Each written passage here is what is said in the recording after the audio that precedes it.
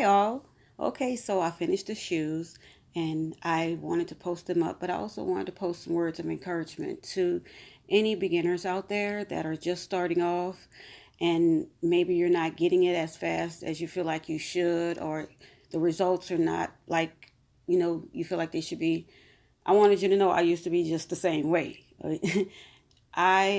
This was not what I just, you know, instantly learned how to do. My profession, what I am, is I'm a computer engineer. I have been for, it's now almost 30 years, and that's all I knew. The only close thing besides that I knew how to do was restoration, meaning, say you've scratched up the lid on your computer, your laptop, or it's faded and you want it to look like it originally did when you first purchased it, or you want it to look different. So I would do like the glitter resin on it and things of that nature, spray painting it different colors. And then eventually I started blinging them and people liked them. And then, funny story, I was like, you know what? I don't have a craft. That's my profession. Maybe I should start doing some kind of craft and I'll use bling. And I thought because I was so used to blinging, like I said, laptop lids, tablets, gaming systems, controllers, I thought it would be no problem to just switch to doing something else, apparel, shoes. Let me tell you something. No, that was not an easy switch.